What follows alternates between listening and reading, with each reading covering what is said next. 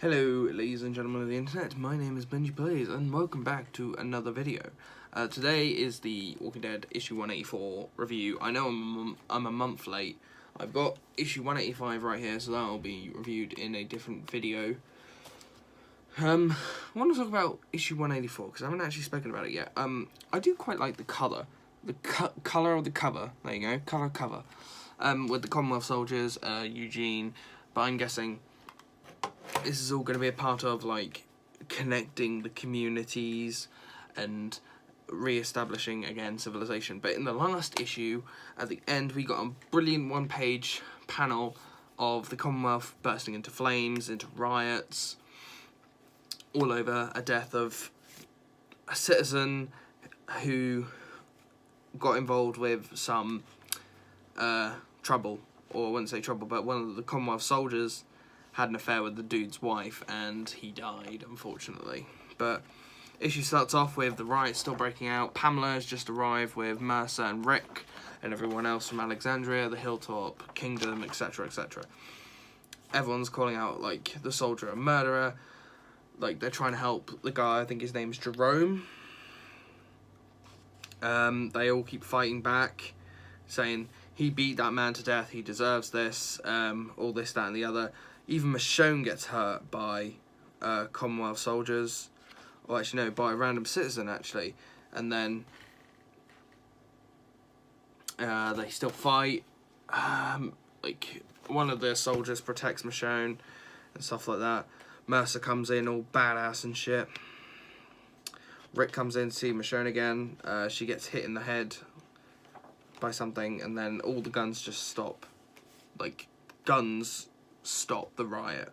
Mercer's declaring the riot has stopped, saying the men killed a man. Pamela's now home. She tries to restore order. But then we get this brilliant double page of Michonne pleading her case, and it's a massive speech. And all about how it's a misunderstanding that's scaled out of control. Building up on it. But obviously it turns out she is the defendant for defending the Commonwealth soldier. But obviously, not many people are going to be happy with that decision. But what can you do? Michonne's back at her place with Rick Grimes. It's so weird talking about Rick Grimes, even though he's now left the show, but still in the comic book. So different. But they have this weird old talk. Then we cut to Eugene, Stephanie, and two soldiers talking about the train. Taking the train.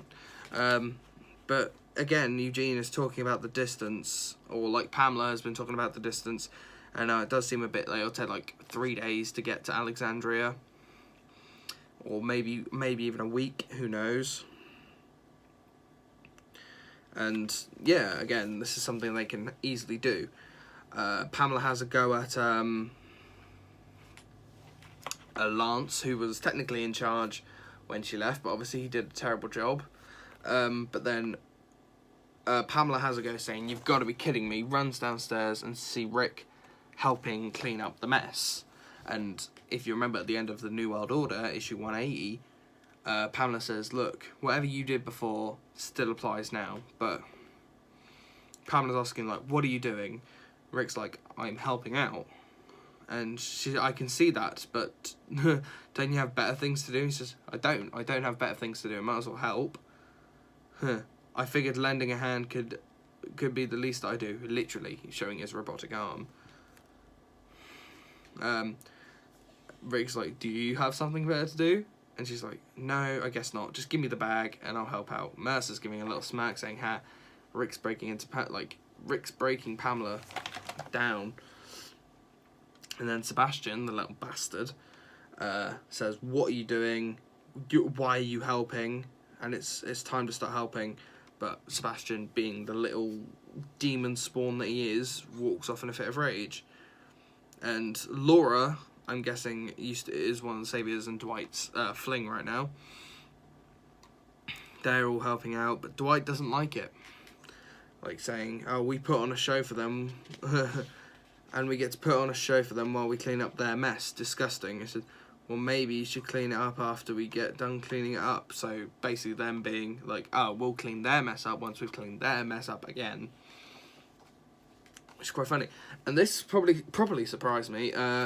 Mercer and the princess together in bed. Okay. Talking about the sex. But just, like, princess hasn't had any... Again, this is kind of weird, because like, when it was introduced, when princess was introduced, it was so different, so unreal. Like, she hadn't spoken to anyone. But then we cut to Rick helping out other people, saying it was nice talking to you. Even some Commonwealth people were saying, can we move to Alexandria?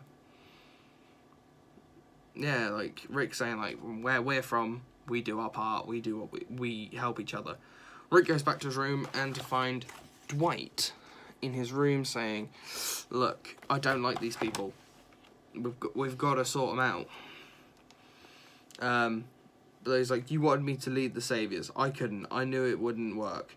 But if you still trust me, I can do it here. So Dwight wants to lead the Commonwealth. Ooh. He's like, we can save these people, Rick. We have to. He's like, Dwight, please, no, just no. He's like, the fuck do you mean no? Like, in such an angry tone. Like, I love Dwight's burn mark. Just makes, like, it's that weird ass eye that makes it really stick out, makes it really creepy. But I think that, like, again, that's the end of the issue, by the way. It's an okay issue, I guess, but I mean,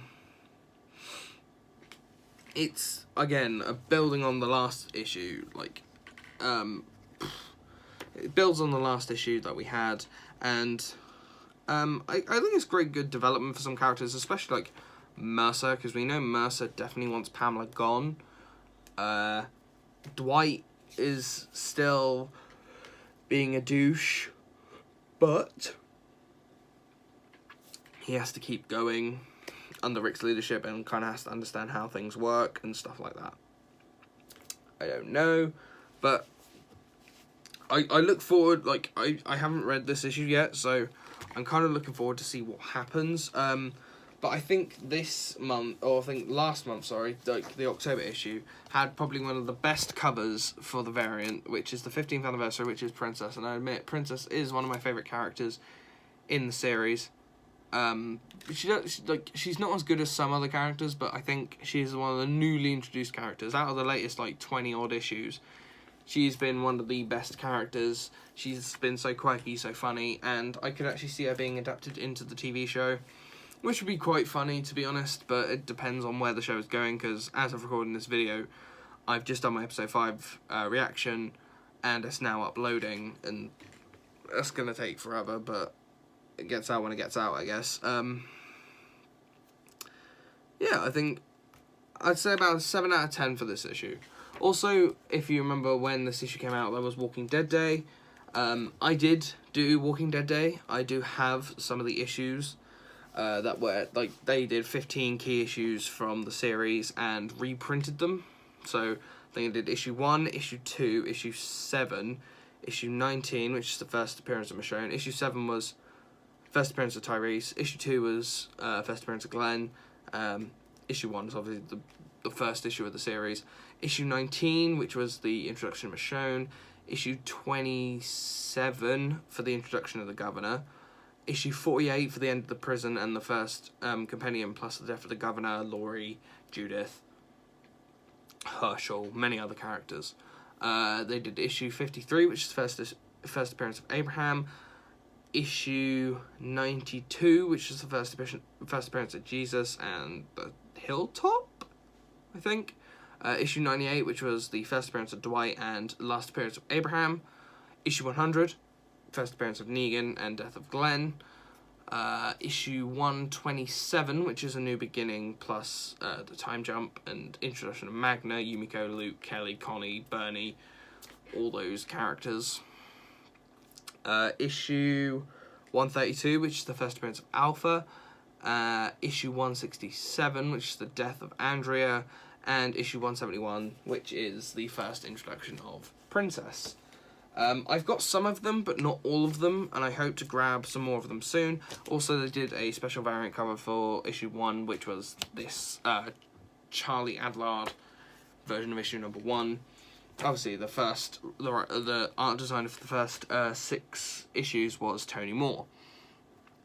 So yeah, I guess that's all I really have to say about this issue.